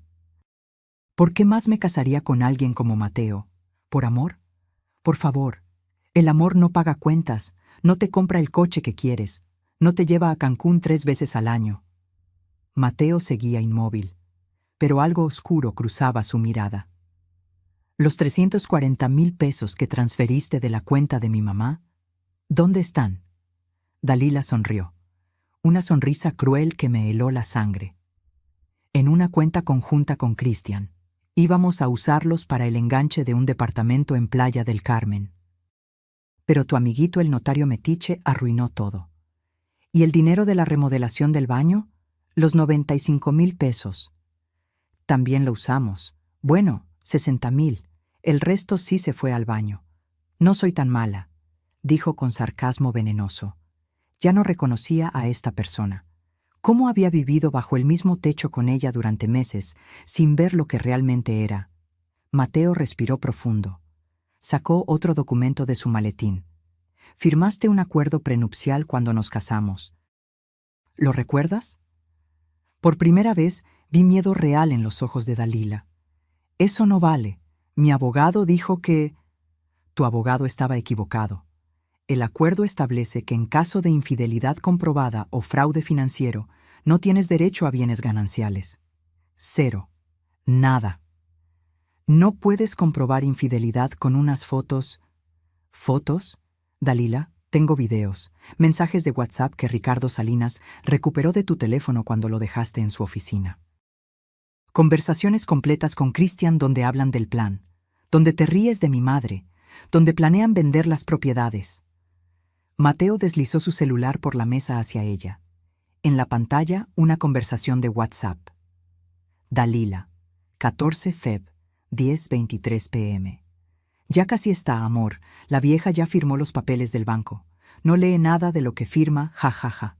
Cristian, 14 Feb, 10:25 p.m. ¿Y el hijo? Dalila, 14 Feb, 10:26 p.m. Más fácil todavía. Llega tan cansado que ni pregunta. Además, cree que soy una santa. Cristian, 14 Feb, 10:28 p.m. ¿Cuánto falta? Dalila, 14 Feb, 10:30 p.m. 2 meses máximo. Cuando tengamos la casa a mi nombre, lo dejo. Vendemos todo, nos largamos a playa. Con 8 millones podemos vivir como reyes. Sentí náuseas, literalmente. Tuve que sentarme antes de caer. Esto es... No encontraba palabras. Esto es intento de fraude, robo por confianza, falsificación de documentos y adulterio, dijo Mateo con voz mecánica. Y todo está documentado, grabado, con fechas, horas y testigos. Dalila intentó tomar el teléfono, pero Mateo lo retiró. Ni lo intentes, ya está todo respaldado, copias en la nube, con mi abogado, con Ricardo, con la policía. ¿La policía? Presenté una denuncia formal el jueves, por eso regresé antes de Monterrey. No fui a ningún congreso, fui a la Fiscalía General, a presentar pruebas, a solicitar órdenes de restricción, a asegurarme de que no puedas acercarte a mi madre nunca más. El silencio que siguió fue absoluto. Dalila entendió finalmente que había perdido. Todo. Tienes una hora, repitió Mateo. Empaca tu ropa, tus cosas personales, nada de muebles, nada de electrónicos, nada que no sea tuyo, y te largas. ¿Y a dónde voy a ir? No es mi problema. Llama a Cristian, llama a tu mamá, llama a quien quieras, pero te vas. Dalila me miró entonces, y en sus ojos vi algo que me sorprendió. Súplica. Señora Esperanza, por favor, dígale que no haga esto. Yo cometí errores, pero... ¿Errores? La palabra salió de mi boca como veneno. ¿Llamar errores a meses de humillación? ¿A robar mi dinero? ¿A intentar quedarte con mi casa? ¿A usar a mi hijo como escalón? Me puse de pie. Caminé hacia ella. Nunca me había sentido tan alta. Te di mi confianza. Te abrí mi vida. Dejé mi casa por ustedes. Y tú me convertiste en tu sirvienta. Me borraste. Me robaste. Me despojaste de todo excepto de mi dignidad. Me detuve a centímetros de su cara. Y esa, mija, esa nunca pudiste quitármela, porque no sabías dónde buscarla. Dalila retrocedió como si la hubiera abofeteado. Mateo consultó su reloj. 57 minutos. Dalila entendió que no había más que decir. Subió las escaleras hacia la recámara principal. La escuchamos aventar cosas, abrir cajones, llorar, pero ya no me importaba. Me senté junto a mi hijo, tomé su mano, la misma mano que sostuve cuando aprendió a caminar, cuando lo llevé a su primer día de escuela. Cuando su padre murió y lloramos juntos toda la noche. Gracias, mijo. No me agradezcas, mamá. Esto es lo que debía hacer desde el principio. ¿Cómo supiste? Las fotos me las mandó doña Remedios. Me quedé helada. ¿Remedios? Me escribió hace un mes. Me dijo que me buscara en Facebook porque tenía que hablar conmigo. Me contó todo. Cómo te trataba Dalila, cómo te veía cada vez peor. Incluso me mandó fotos de ti limpiando, cocinando, sirviendo. Yo no le creí al principio. Pensé que exageraba, pero después empecé a investigar y encontré todo lo demás. Doña Remedios, mi vecina, mi amiga, la que nunca me abandonó. Ella contrató a un investigador privado con su propio dinero, continuó Mateo. Siguió a Dalila durante 3 semanas. Consiguió las fotos con Cristian. Documentó cada salida, cada mentira. Me lo entregó todo en un sobre Manila el martes pasado. Las lágrimas rodaban por mis mejillas, pero ahora eran distintas. Eran de alivio, de gratitud. Yo también tengo algo que contarte, mamá. El tono de Mateo cambió, se puso serio. ¿Qué es, mijo? Tu casa, la de Lindavista, nunca la cerré realmente. ¿Qué quieres decir? Contraté a alguien para que la cuidara, para que regara las plantas, para que mantuviera todo como estaba. He pagado los servicios. Todo. Mi corazón dio un vuelco. ¿Por qué? Porque siempre supe que ibas a regresar. A veces la justicia no llega cuando la esperas, llega cuando menos lo imaginas. En la forma que menos anticipas, de las manos que nunca pensaste. 45 minutos después, Dalila bajó las escaleras arrastrando 2 maletas grandes. Tenía los ojos rojos, el maquillaje corrido, el cabello despeinado. Ya no quedaba nada de la mujer perfecta y controlada que había sido mi verdugo durante meses. Mateo estaba de pie junto a la puerta, con los brazos cruzados. Yo permanecía sentada en el sofá, observando, testigo silenciosa del final de esta pesadilla. Listo. Ya me voy, dijo Dalila con voz quebrada. Espera. Mateo levantó una mano. Antes de que te vayas, hay algo más. Sacó una carpeta nueva de su maletín. La abrió sobre la mesa de centro. Estos son los documentos de divorcio. Ya están preparados, firmados por mí. Solo falta tu firma. Dalila palideció aún más. ¿Ya? ¿Tan rápido? Mi abogado los preparó el miércoles, en cuanto confirmamos todo el fraude. Puedes firmarlos ahora o esperar a que te los entregue un actuario en tu nuevo domicilio. Tú decides. Dalila miró los papeles como si fueran serpientes venenosas. Si firmo ahorita, ¿qué obtengo? Mateo soltó una risa seca, sin humor. ¿Qué obtienes? Nada, absolutamente nada. Eso ya te lo expliqué. El acuerdo prenupcial lo deja muy claro. Pero estuvimos casados 3 años. Debe haber algo. Hubo algo, y lo robaste, los 340,000 pesos de mi madre.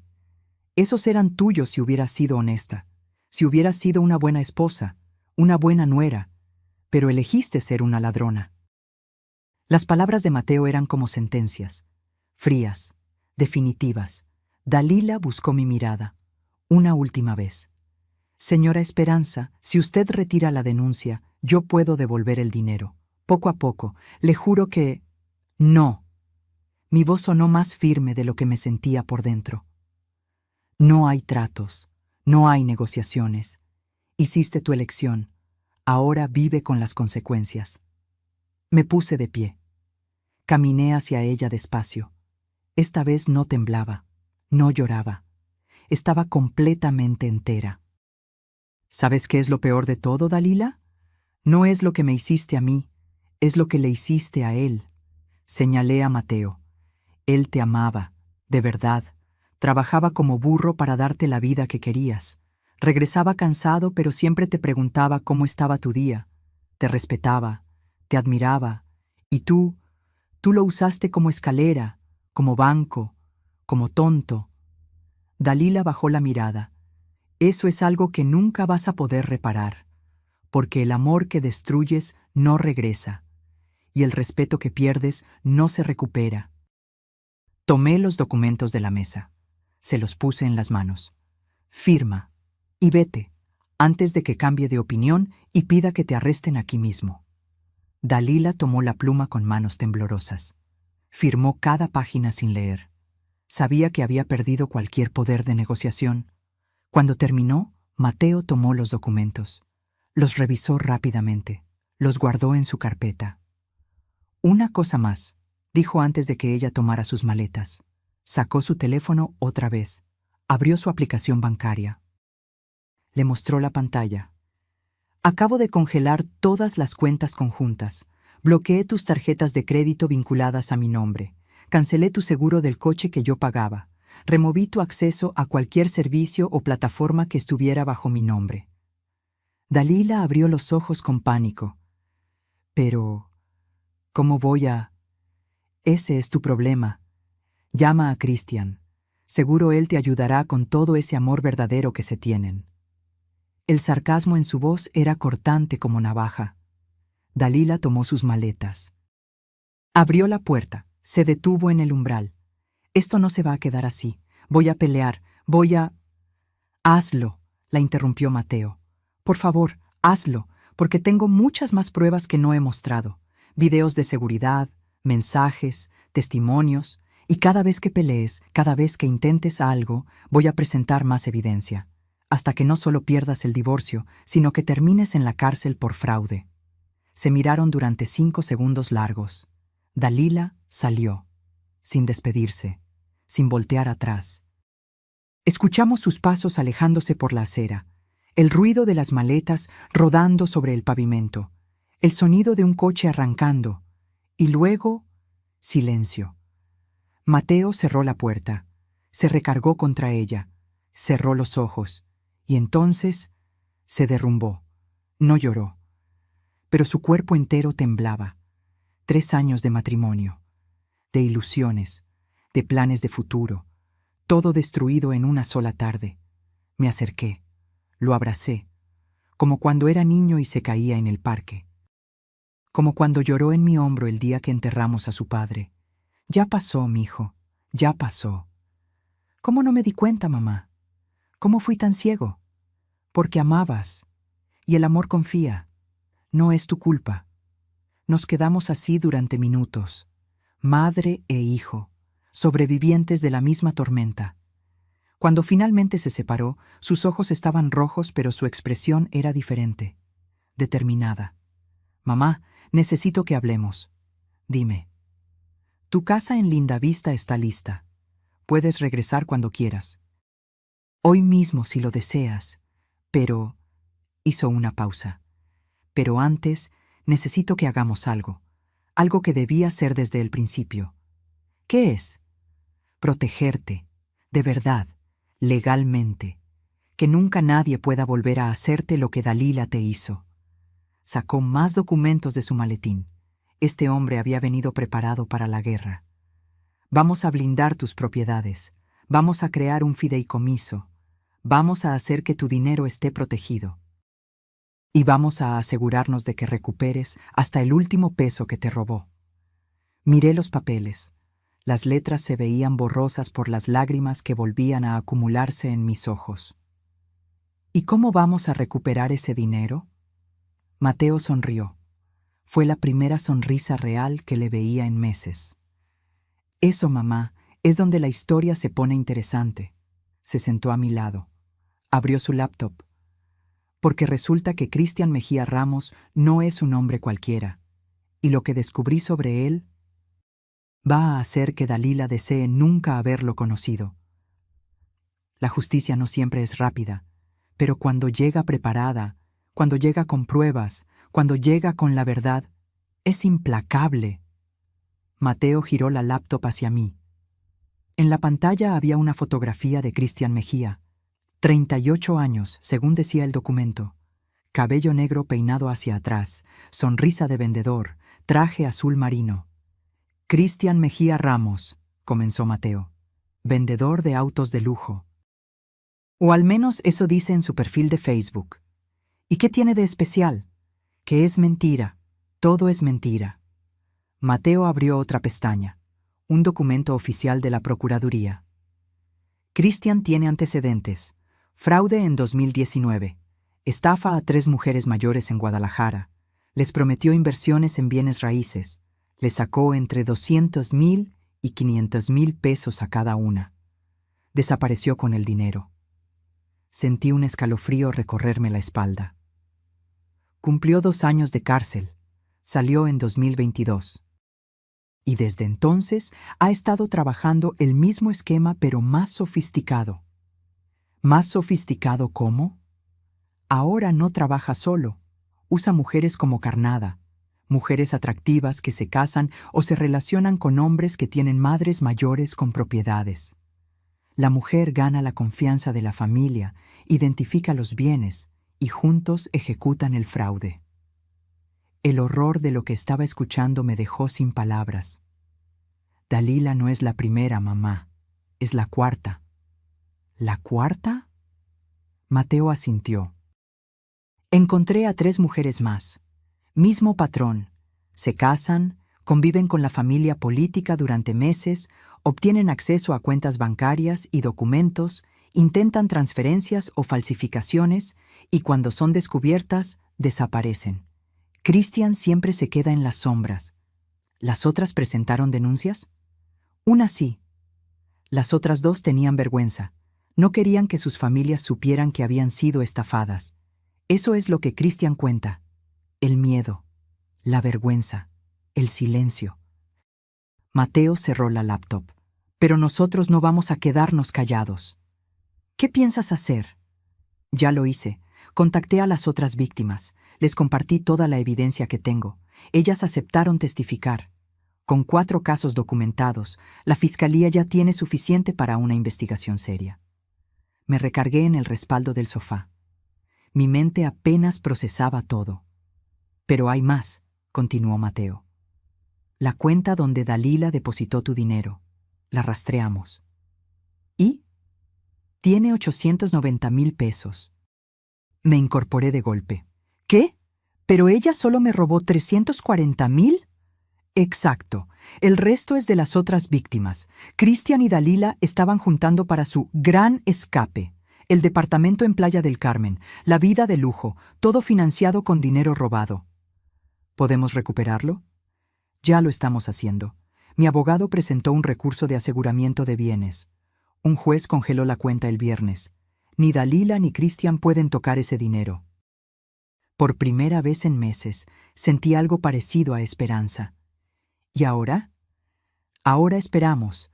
El proceso legal tarda, pero con toda la evidencia que tenemos, es seguro. Vas a recuperar tu dinero, con intereses, cada peso. Mateo tomó mis manos. Pero eso no es todo. Hay algo más que quiero hacer. Abrió otra carpeta, esta vez con documentos diferentes. Quiero que vayamos con un notario, mañana mismo, que blindemos legalmente tus propiedades, que nadie, nunca, pueda volver a intentar quitártelas. ¿Y cómo se hace eso? Fideicomiso irrevocable. Tu casa y tu terreno quedan protegidos. Solo tú puedes disponer de ellos. Nadie más. Ni siquiera yo. Lo miré a los ojos. ¿Ni siquiera tú? Ni siquiera yo, mamá. Porque lo que aprendí en todo esto es que la confianza no basta. Necesitas protección legal, real, sólida. Las lágrimas volvieron a rodar por mis mejillas, pero ahora eran diferentes. Eran de alivio, de gratitud, de amor. También quiero que regreses a tu casa, dijo Mateo. A teu casa, ¿Dónde están tus recuerdos? ¿Dónde está papá? ¿Dónde está tu vida? ¿Y tú? Yo voy a quedarme aquí por ahora.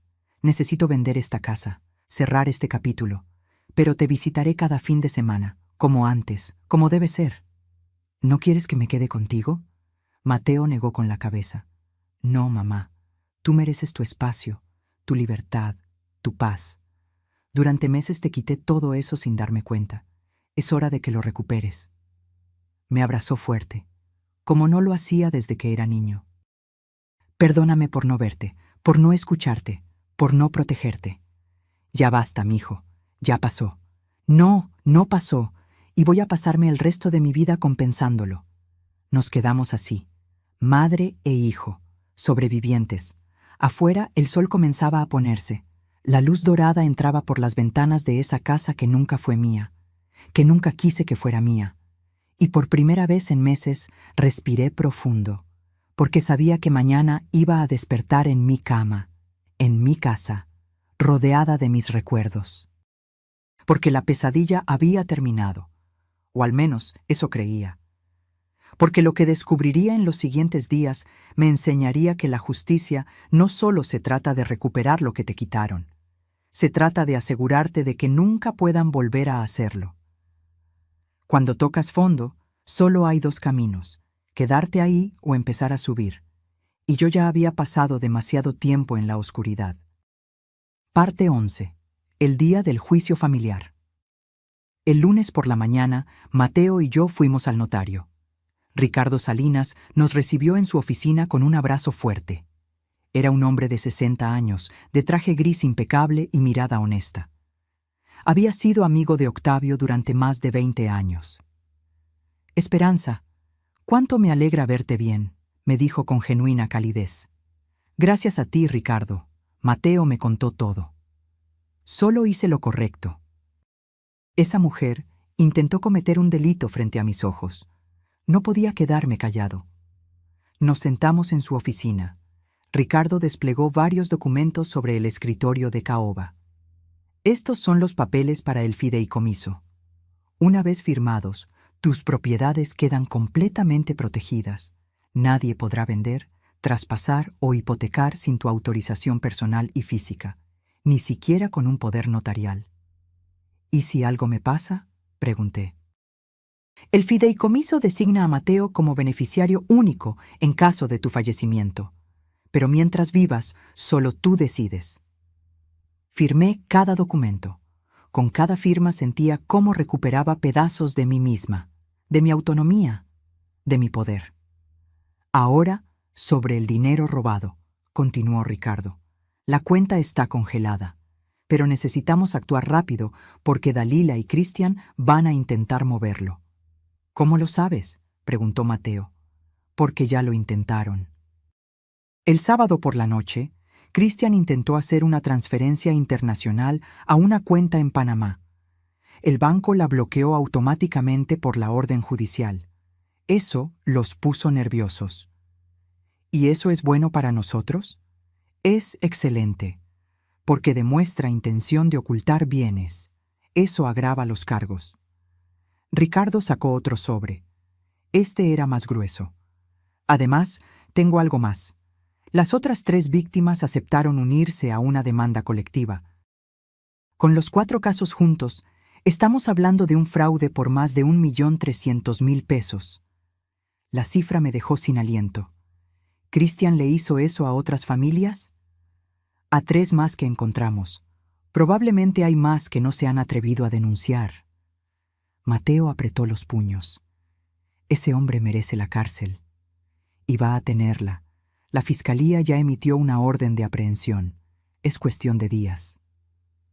Salimos de la notaría con una sensación extraña. Era alivio mezclado con algo más. Con poder. Con control recuperado. ¿Qué sigue, mijo?, pregunté mientras caminábamos al estacionamiento. Ahora vamos a tu casa. ¿A mi casa? Sí, es hora de que regreses. El camino a Lindavista fue silencioso. Yo miraba por la ventana, viendo pasar las calles familiares. El parque donde Mateo jugaba de niño. La panadería donde Octavio compraba pan dulce cada domingo. la papelería que había sido mía. Cuando doblamos en la calle Magnolias, mi corazón comenzó a latir más rápido, y entonces la vi. Mi casa, las paredes color arena, el portón verde y las bugambilias. Dios mío, las bugambilias moradas estaban más hermosas que nunca. Habían crecido, cubriendo casi toda la barda frontal en una cascada de flores. Contraté a don Jacinto para que las cuidara, explicó Mateo. Las regaba cada tercer día. Les ponía fertilizante. Bajé del coche con las piernas temblorosas. Caminé hacia el portón. Mateo me entregó las llaves. Mis llaves, las que había dejado hacía meses. Abrí la puerta despacio. El olor me golpeó primero.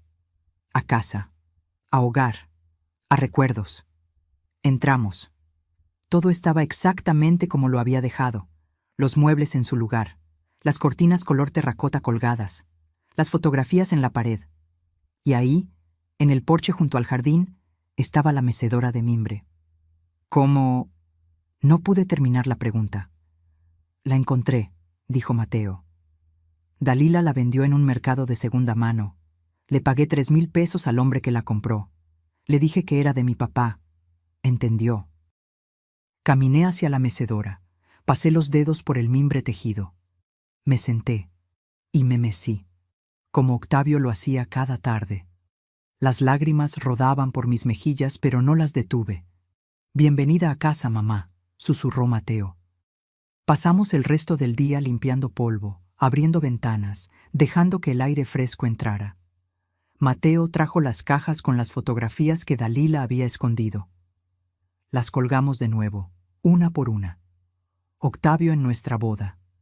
Mateo de bebé. Nuestra familia completa. Al atardecer, Mateo preparó café. Nos sentamos en el porche mirando las bugambilias mecerse con la brisa. «Mamá, hay algo que no te he dicho». Su tono me alertó. «¿Qué es?» Dalila me llamó hoy, 3 veces. ¿Qué quería? Pedir perdón, rogar que retire las denuncias. Dice que Cristian la manipuló, que ella es víctima también. ¿Le crees? Mateo negó lentamente. No lo sé. Tal vez sea verdad. Tal vez Cristian la manipuló. Pero eso no borra lo que te hizo, lo que nos hizo. ¿Qué le dijiste? Que era demasiado tarde, que las ruedas de la justicia ya están en movimiento. Me mecí en silencio, digiriendo todo. ¿Crees que hice lo correcto?, preguntó Mateo con voz pequeña. Lo miré. Mi hijo, mi único hijo. El hombre bueno que había criado. Sí, porque no se trata de venganza, se trata de justicia, de que ella entienda que las acciones tienen consecuencias. Mateo asintió. Mañana tenemos una reunión en la fiscalía. Van a presentar los cargos formales. ¿Vendrás? ¿Quieres que vaya? Necesito que vayas, necesito que veas cómo termina esto. Entonces iré. Esa noche dormí en mi cama, en mi casa, rodeada de mis cosas, y por primera vez en meses, descansé. La justicia no siempre llega en la forma que esperas, pero cuando llega con verdad, con pruebas y con testigos, es inevitable. La Fiscalía General de Justicia de la Ciudad de México era un edificio gris e imponente. Mateo y yo llegamos a las 9 de la mañana del martes. En la sala de espera ya estaban las otras 3 víctimas. Una mujer de unos 70 años, delgada, con el cabello blanco recogido en un chongo. Se llamaba Teresa. Otra de 65, robusta, con lentes gruesos. Su nombre era Blanca. Y la tercera, Araceli, de 72 años, con bastón y mirada firme. Nos reconocimos inmediatamente, no por habernos visto antes, sino porque compartíamos la misma herida. ¿Usted también?, preguntó Teresa cuando me senté a su lado. ¿También? A mí me robaron 280,000 pesos, dijo Blanca con voz temblorosa. Los ahorros de toda mi vida, para la universidad de mi nieta. A mí 420,000, agregó Teresa. Era para mi operación de cadera. Ahora no puedo caminar bien. Araceli golpeó el suelo con su bastón. A mí 260,000. El seguro de vida de mi esposo, lo único que me dejó cuando murió. Cada historia era un puñal. Cada cifra representaba sueños destruidos, necesidades ignoradas, confianza traicionada. ¿Y a usted?, me preguntó Araceli. 340,000 pesos, mis ahorros, lo que mi esposo y yo juntamos en 30 años. Nos quedamos en silencio. 4 mujeres mayores, 4 familias engañadas, 1,300,000 pesos robados. La puerta se abrió. Salió una licenciada joven con carpetas en las manos. Señoras Esperanza Delgado, Teresa Morales, Blanca Ramírez y Araceli Soto. Todas asentimos. Soy la agente del Ministerio Público encargada de su caso. Pasen, por favor. Entramos a una sala de juntas. Había una mesa larga con sillas de plástico. En una esquina, una cámara de video grabando. Primero que nada, quiero agradecerles por venir. Sé que no es fácil, comenzó la licenciada. Tenemos suficiente evidencia para procesar tanto a Cristian Mejía Ramos como a las 4 mujeres involucradas, incluyendo a Dalila García Herrera. ¿Dalila también?, pregunté sorprendida. Por supuesto. Ella no fue víctima. Fue cómplice. Las pruebas lo demuestran claramente. La licenciada desplegó documentos, fotografías, impresiones de mensajes. Cristian y Dalila se conocieron hace 6 años en un curso de ventas. Desde entonces han trabajado juntos en al menos 7 casos. Ustedes 4 son los que pudimos documentar, pero creemos que hay más. ¿7 familias?, preguntó Blanca incrédula. Mínimo. Cristian tiene un método. Identifica hombres profesionistas de clase media, preferiblemente con madres viudas que tengan propiedades. Dalila u otra mujer se acerca al hombre, inicia una relación, se casa o se muda con él. Gana la confianza de la familia y cuando tiene acceso a cuentas y documentos, ejecuta. Teresa comenzó a llorar en silencio. El dinero lo transfieren a cuentas conjuntas, esperan algunos meses y luego intentan transferirlo al extranjero antes de desaparecer. ¿Intentan?, preguntó Mateo. Sí. Porque esta vez no lo lograron. Gracias a que el notario Ricardo Salinas alertó a tiempo y el señor Mateo actuó rápido, congelamos todo antes de que pudieran moverlo. La licenciada sonrió por primera vez. Los 890,000 pesos que están en la cuenta bloqueada van a ser devueltos, a cada una proporcionalmente según lo robado, más daños y perjuicios. Blanca dejó escapar un sollozo de alivio. ¿De verdad? ¿Vamos a recuperar nuestro dinero? Sí. No todo de inmediato, el proceso tarda entre 3 y 6 meses, pero van a recuperarlo. Por primera vez sentí que podía respirar completo. ¿Y ellos, Cristian y Dalila?, preguntó Araceli. Cristian ya tiene orden de aprehensión. Lo buscamos activamente. Dalila está cooperando. ¿Cooperando? La licenciada asintió. Vino ayer. Sola. Pidió un trato. Ofreció declarar contra Cristian, entregar evidencia, testificar, a cambio de una sentencia reducida. Sentí una mezcla de emociones. Rabia.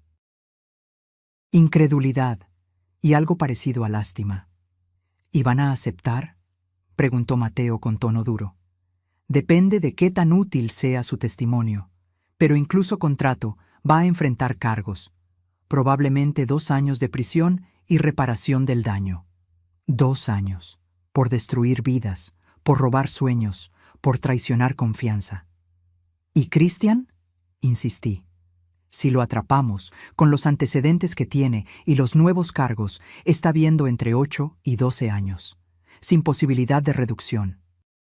La reunión duró 2 horas más. Firmamos declaraciones, respondimos preguntas, compartimos evidencias. Cuando salimos, las 4 nos abrazamos, extrañas que se volvieron hermanas por el dolor compartido. Que Dios las bendiga, dijo Teresa. Nos vemos en el juicio, agregó Blanca. Araceli me apretó la mano.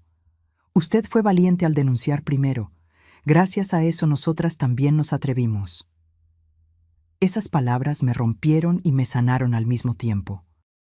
En el estacionamiento, Mateo me abrazó fuerte. Terminó, mamá. Ya terminó. ¿De verdad terminó?, Sí, ahora solo queda vivir. Manejamos de regreso a Lindavista. El sol brillaba diferente. El aire olía más limpio. Cuando llegamos a la casa, había una camioneta estacionada afuera. De ella bajó doña Remedios con una cacerola humeante. «Esperanza, te traje mole, para celebrar que regresaste a casa». Detrás de ella venía Lupita con su bebé, y don Jacinto con una bolsa del mercado. «Los vecinos juntamos despensa, para que no te preocupes por nada estos días», dijo don Jacinto con timidez. Me quedé sin palabras, mi comunidad, mis vecinos, mi gente. Esa tarde comimos juntos en el jardín, bajo las bugambilias moradas, con el olor del mole llenando el aire, con risas y abrazos y la calidez de saberse acompañada. Y entendí algo fundamental: la riqueza no está en lo que tienes, está en quién te sostiene cuando caes. Kibi Endo.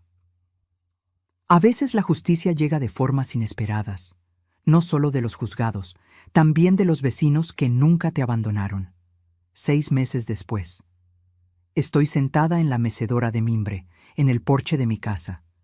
Son las 6 de la tarde y el sol pinta el cielo de naranja y rosa. Las bugambilias moradas están en su mejor momento, floreciendo como nunca. Tengo una taza de café en las manos. Café de olla con canela, como me enseñó mi madre a prepararlo. Y por primera vez en años, me siento en paz. Cristian Mejía fue arrestado 3 semanas después de aquella reunión en la fiscalía. Intentó huir a Guatemala, pero lo detuvieron en la frontera. Ahora está en el reclusorio Oriente cumpliendo una sentencia de 10 años. Sin posibilidad de libertad anticipada.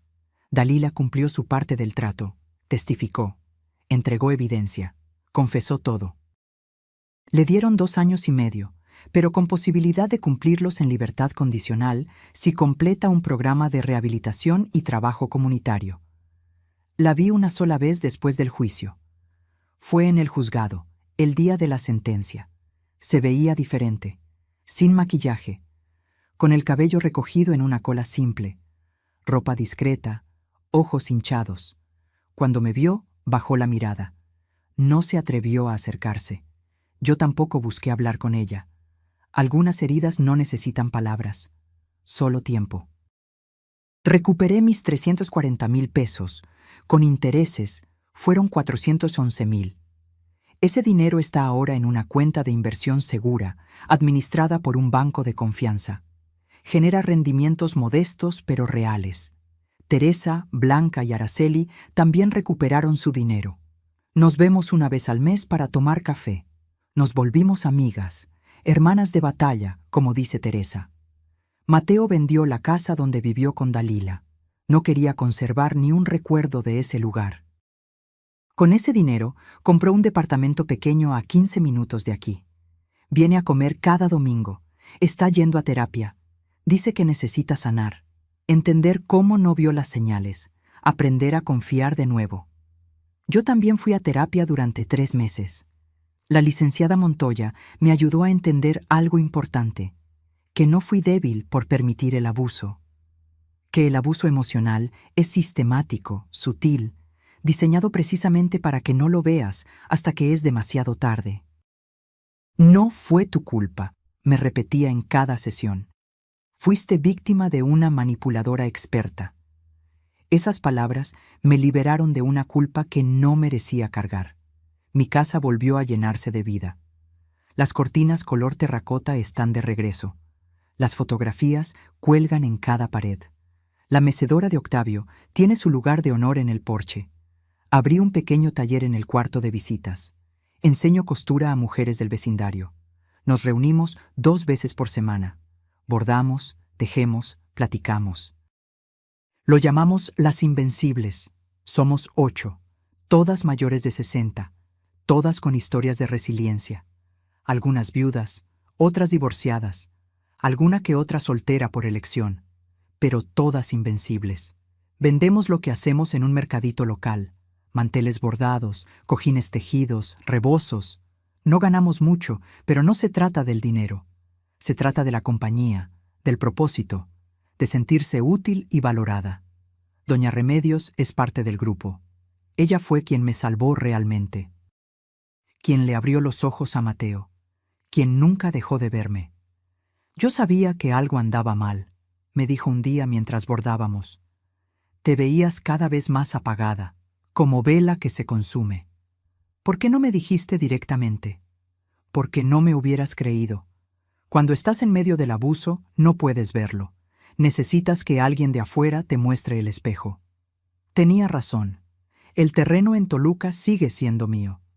Mateo me sugirió venderlo para tener más liquidez, pero decidí conservarlo. Tal vez algún día construya esa casa de campo que Octavio y yo soñábamos. O tal vez se lo deje a Mateo. O tal vez simplemente lo conserve como recordatorio de que puedo. Los domingos, después de comer con Mateo, nos sentamos en el jardín. Él me cuenta de su trabajo, de sus planes, de las mujeres que ha conocido, pero con las que todavía no se anima a iniciar algo serio. Dale tiempo, mijo. El corazón sana a su propio ritmo.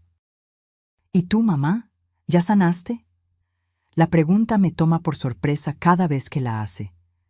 Estoy en eso, cada día un poco más. Y es verdad, hay días buenos y días difíciles, días donde me siento fuerte y días donde el recuerdo de esos meses oscuros me golpea sin avisar. Pero incluso en los días difíciles, sé algo que antes no sabía. Sé que puedo sobrevivir. Sé que soy más fuerte de lo que pensaba. Sé que merezco respeto, dignidad y amor. Y sé que nunca, nunca más voy a permitir que alguien me haga sentir menos de lo que soy. Esta tarde, mientras me meso en la mecedora de Octavio, pienso en todo el camino recorrido, en la mujer que fui, en la mujer que casi pierdo, en la mujer que soy ahora. Y sonrío, porque la verdadera justicia no fue ver a Dalila condenada, no fue recuperar mi dinero, no fue siquiera regresar a mi casa. La verdadera justicia fue recuperarme a mí misma. Astunquinains. A veces pienso en ese día con la escoba, en las lágrimas que caían sobre el pavimento, en la humillación que me rompió, pero también me despertó. Porque una cosa aprendí: nunca es tarde para defender lo que construiste. Nunca es tarde para recordarles a todos quién eres. Y nunca, nunca es tarde para barrer, pero solo la basura que no te pertenece. La dignidad no se regala, no se negocia, no se mendiga, se defiende. Y yo, Esperanza Delgado, viuda de Mendoza, de 67 años, finalmente aprendí a defender la mía. Fin. Si esta historia tocó algo en tu corazón, si te hizo reflexionar sobre la dignidad, el respeto y el valor de defenderte, déjame tu comentario. Cuéntame desde dónde nos estás viendo. Y si conoces a alguien que necesite escuchar esto, compártelo. Dale like, suscríbete al canal y activa la campanita para más historias de vida real que nos recuerdan que nunca es tarde para recuperar lo que es nuestro. Porque la verdadera riqueza no está en lo que posees, está en lo que no permites que te quiten.